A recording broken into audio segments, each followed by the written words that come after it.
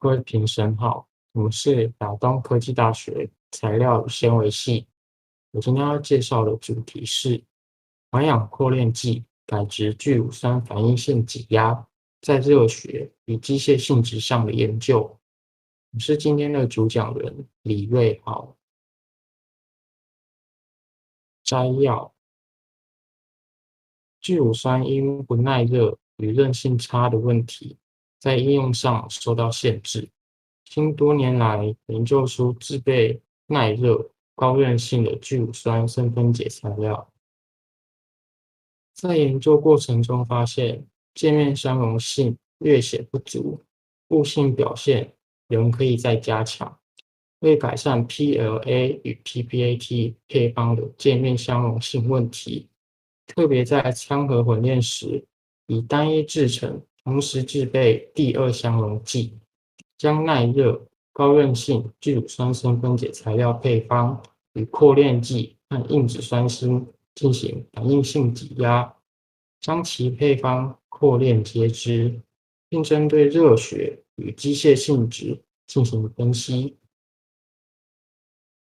结果显示，加入1% 的改质专利配方为最适化的配方。热学性质发现，与专利配方比较，结晶温度上升了0.3°C。机械性质显示，杨氏系数、拉伸强力、断裂延伸率与专利配方比较，分别增加了2.06、1.70、1.06倍。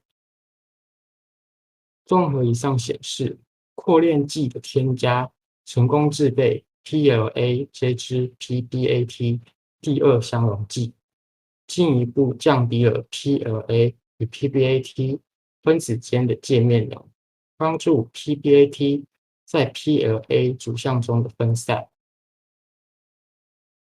另外，1% 扩链剂浓度制备的 PLA 介质 PBAT 第二相容剂含量所生成长链分子间缠结，对结晶度与结晶温度上没有负面的热学行为影响，在机械性质上则有好的结果。前言：多年来，石化塑胶不断取代金属与玻璃，因为重量轻、价格低、强度高的优点，被大量使用在日常生活上。然而，石化塑胶在焚烧时容易产生有害物质，掩埋后也难以降解，会严重破坏生态的平衡。从下表我们可以看到，保特瓶与塑胶袋的分解时间分别需要100到500年与450年，而生物分解塑胶只需要数个月至2年，对环境来说相对是比较好的。何谓聚乳酸？聚乳酸一般是取自于含有淀粉的农作物，像是玉米、木薯。从植物中萃取淀粉后，经过发酵获得乳酸单体，再聚合成聚乳酸。一般的生物降解塑料分为微生物系、天然物化学合成、化学合成与天然物高分子。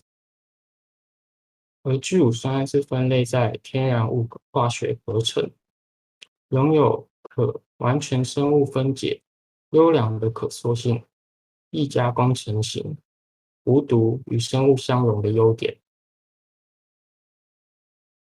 改质后的聚乳酸可以应用在绿色包装材料、包装袋、包装盒与餐具，还有生医吸收性高分子。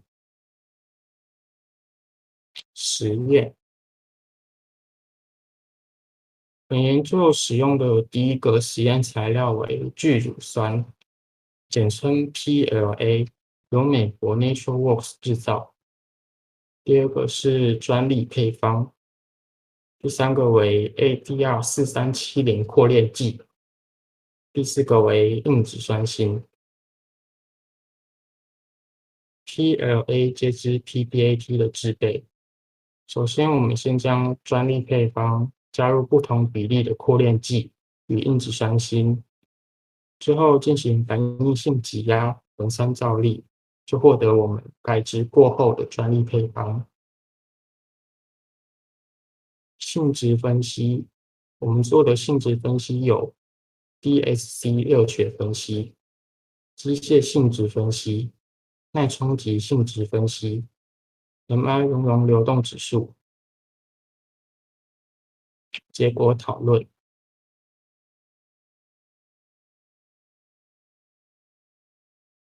热学分析。首先，我们看到左上这张图，我们从图上可以看到，PLA 原本是不会结晶的，而在我们改质过后的 PLA 出现结晶。再来看到下表，我们看到专利配方的结晶温度与结晶度分别为104.2°C 与44.02%。PBAT 的结晶度与结晶温度分别为94.1°C 与12.1%。我们从表上可以发现，改质后的聚乳酸其结晶温度与结晶度随着扩链剂的含量增加而下降。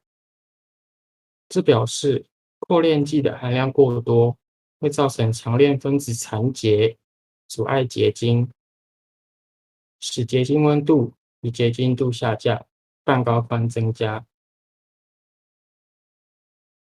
改质后的专利配方以扩链剂加入1% 为我们的最适化添加比例。扩链剂加入1% 的改质专利配方与专利配方比较，结晶温度增加了0.3°C， 这表示它有较佳的热学性质。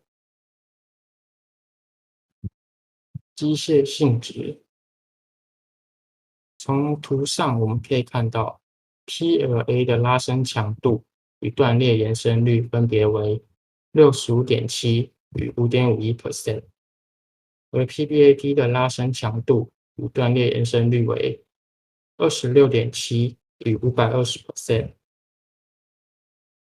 从表上我们可以发现，改质过后的专利配方，随着扩链剂的含量增加，拉伸强度与断裂延伸率随之提高。其中以扩链剂加入1% 的改质专利配方，有最佳的拉伸强度与断裂延伸率，分别为28.6%与217%。而1% 的改质专利配方与专利配方比较，拉伸强度提高了70.2%，而断裂延伸率提高了6%。低温耐冲击的部分，改质后的专利配方也是随着扩链剂的含量增加而提高。扩链剂加入1% 的改质专利配方有最佳的低温耐冲击，为每平方公尺13.6千焦耳。1% 的改质专利配方与专利配方比较，提高了114.9%。MI 熔融指数分析，我们从图上可以看到 ，PLA 的 MI 值为每10分钟20.5克 ，PBAT 为每10分钟26.3克。而我们可以发现，改质过后聚乳酸的 MI 值，随着扩链剂的含量增加而下降。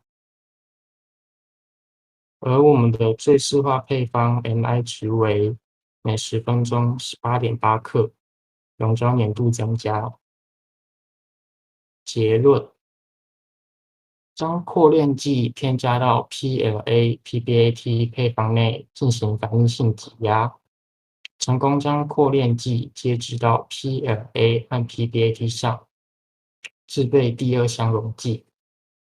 热学性质显示，加入1% 的改质专利配方有最高的结晶温度104.5°C 与低的半高宽数值5.6。MI 数据显示，1% 的改质专利配方为每10分钟18.8克，与专利配方比较，溶胶粘度增加。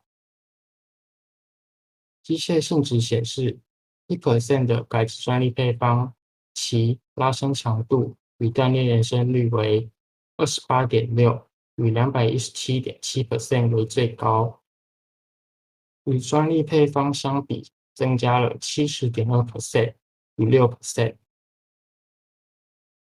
耐冲击数据显示，扩链前后的专利配方在10°C 耐冲击强度分别为每平方公尺6.33千焦耳与每平方公尺14.2千焦耳。低温10°C 耐冲击强度增加了124%。综合所述，1% 扩链剂的添加制备了最适化的添加比例，有最佳的分子量大小、分子长度。热学中显示，与无扩链的专利配方相似，有稳定的结晶度、结晶尺寸与结晶温度，提高了溶胶的粘度、拉伸强度与断裂延伸率。低温耐冲击数据增加，此研究成果对产品端有实质的帮助。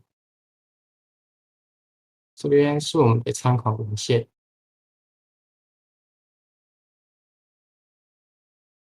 报告完毕，谢谢大家。